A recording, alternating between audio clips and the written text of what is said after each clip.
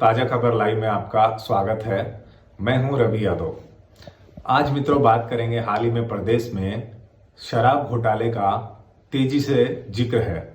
इस शराब घोटाले का जो जुड़ाव है वो कोरोना महामारी के दौरान जब लॉकडाउन हुआ तब प्रदेश में सभी शराब के ठेके आधिकारिक रूप से बंद थे और जो शराब के गोदाम जिन्हें L1 कहते हैं, L13 कहते हैं, उन गोदामों से शराब का जो है निकल जाना, बिक्री हो जाना, यानी कि अवैध रूप से बिक्री हो जाना, ये एक बड़ा प्रकरण रहा और हाल ही में ये सुर्खियों में है।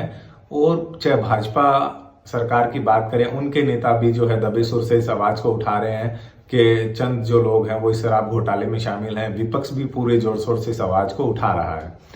और बड़ी बात इसमें मित्रों आज दो बातें हैं, क्योंकि ये शराब घोटाले का जिक्र हमने पहले भी किया था, लेकिन आज दो महत्वपूर्ण बातों पे हमें इस पे चर्चा करनी है।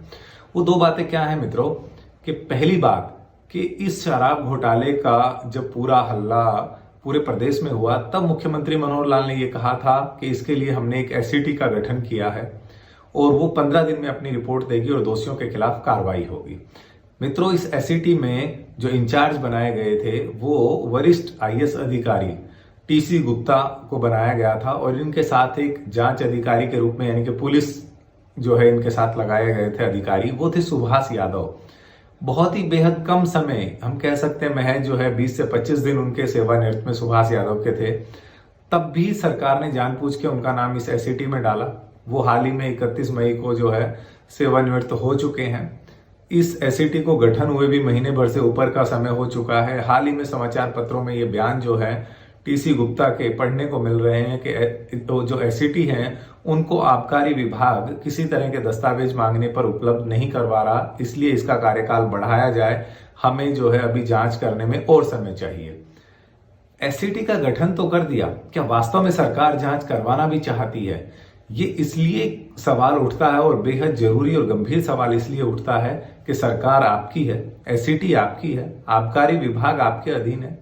क्यों नहीं दस्तावेज उनको उपलब्ध करवाए जाते ताकि दूध का दूध और पानी का पानी जनता के सामने हो सके और जो दोषी हैं उनको दंड मिल सके?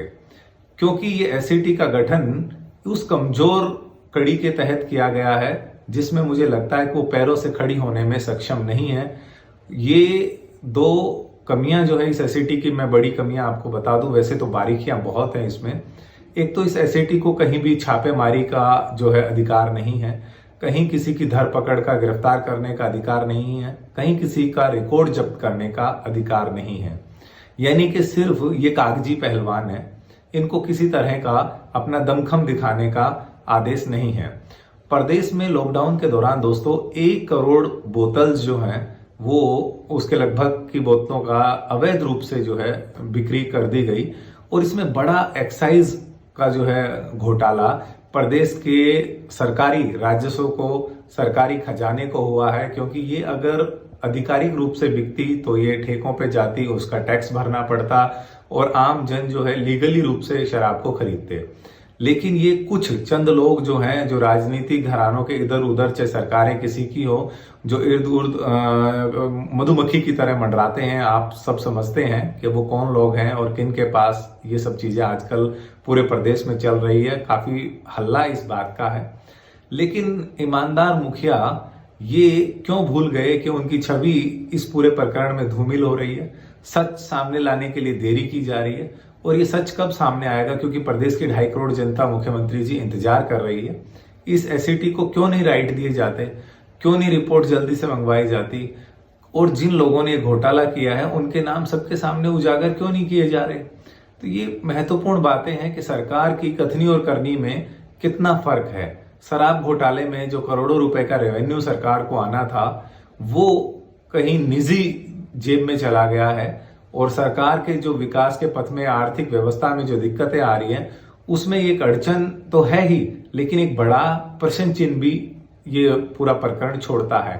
हालांकि इसमें प्रदेश के गृह मंत्री अनिल विज की बात करें, उन्होंने थोड़ा सा पेन लिया और इसमें सत्य प्रकाश राणा जजपा नेता की गिरफ्तारी हुई। हालांकि दुष्यंत चौटाला उसे पाक साफ बताते रहे और ये भी कहते रहे कि महज गिरफ्तारी होना या एफआईआर दर्ज होने से कोई दोषी नहीं माना जाता। तो ये किस तरह की बातें हैं कि सब अपने आप को जो है, जब तक उनको देश की सुप्रीम कोर्ट सजा नहीं दे देती तब तक कोई दोषी मानने को तैयार नहीं है। ये आप बेहतर समझते हैं कि कौन दूध का धुला है, कौन किस तरह से अपने आप को पवित्र करने में लगा हुआ है, क्या ये पूरा प्रकरण था। लेकिन सबकी उम्मीदें, सबकी निगाहें टिकी हैं प्रदेश के मुखिया पर कि वो न्याय करेंगे और न्याय होता हुआ नजर भी आएगा। और न्याय यदि मुख्यमंत्री जी समय पे हो तो वो बेहद अच्छा भी होता है, बेहद जरूरी भी होता है और बेहद लाभदायक भी होता है और लोगों का विश्वास भी आप पे जमता है। तो हम उम्मीद करेंगे कि हाल ही में विपक्ष जिस तरह से हल्ला मचा रहा है, आपके अपने लोग भी दबी जुबान से कह रहे हैं और प्रदेश की जनता आपकी तरफ न्याय के लिए उम्मीद लगाए बैठी है कि जो लोग प्रदेश में घोटाला करते हैं उनके साथ सरकार कितनी सख्ती से पेश आती है। ये आप शायद इस पे जो है एक्शन लेंगे, दिशा निर्देश देंगे और जल्दी इसका पर्दाफाश करने का काम करेंगे, बजाय किसी लीपापोती के जो फिलहाल ढीलमुल रवैया सरकार का दिख रहा है। तो यही हम मित्रों आपसे निवेदन करेंगे कि इस पूरे प्रकरण पे आप सबकी राय क्या है वो कमेंट्स के माध्यम से हमें जरूर बताइएगा। और इस खबर को ज्यादा से ज्यादा लाइक करें, सब्सक्राइब करें चैनल को, बेल आइकन को दबाएं ताकि हमारे नोटिफिकेशन आपको मिलते रहें और अपने मित्रों को ज्यादा से ज्यादा शेयर करें ताकि उनको ताजा सूचनाएं मिलती रहे। नमस्कार।